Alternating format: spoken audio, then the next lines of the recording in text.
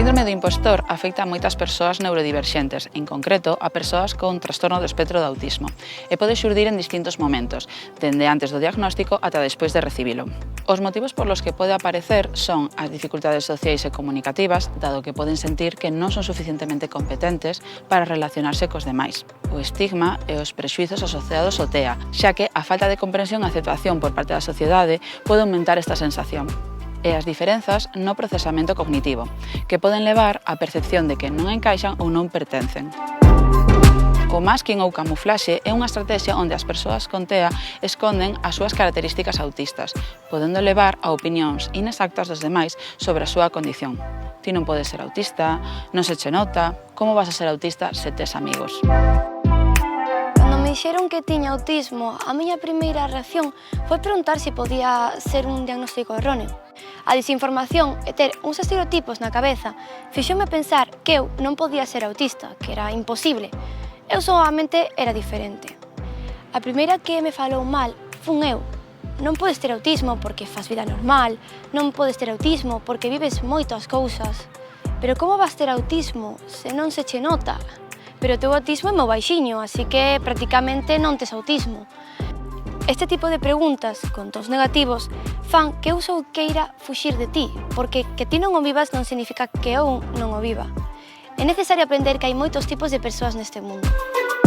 A miña cabeza está todo o rato activa e pensando hoxe non se me pode notar moito que vou estar con moitas persoas, teño que concentrarme no que me están dicindo, ainda que teña ansiedade e queira marcharme.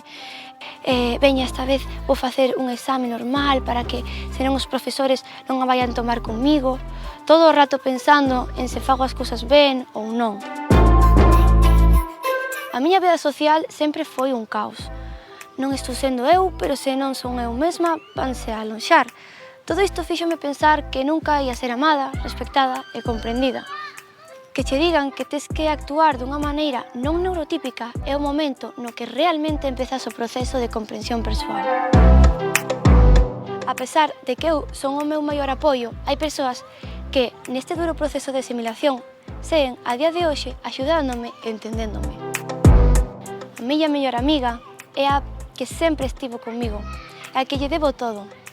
Foi o meu maior apoio e sempre me fixo sentir válida, respectada, amada, escoitada.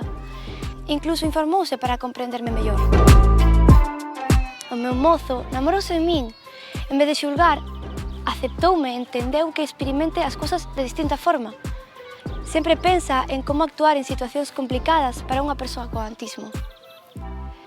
A miña nai, que tampouco cría que pudera ter autismo, o primeiro que fixo foi buscar información. Foi a primeira en aceptar como era e fíxome a vida máis fácil. Cambiou cosas que a min costábame para que eu pudera percibilas e entendelas. Preocúpase nas situacións que poden provocarme ansiedade e dame trucos.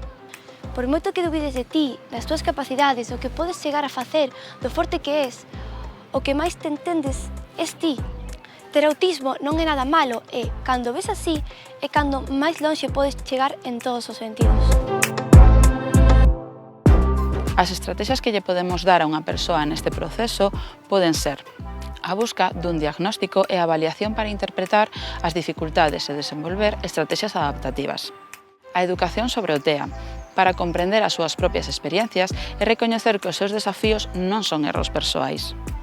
A construción dunha rede de apoio para conectar con outras persoas con TEA e proporcionar un sentido de comunidade e validación. O apoio psicolóxico para axudar as persoas a manexar os sentimentos de impostor, desenvolver unha autopercepción máis positiva e aprender estrategias para afrontar o estrés e a ansiedade. Desenvolvemento de habilidades sociais para mellorar a súa interacción social e a sentirse máis competentes nas súas habilidades.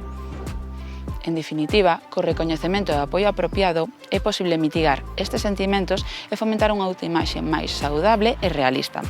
A busca dun diagnóstico, a educación, o apoio psicolóxico e a construción dunha rede de apoio son estrategias clave para abordar a síndrome do impostor.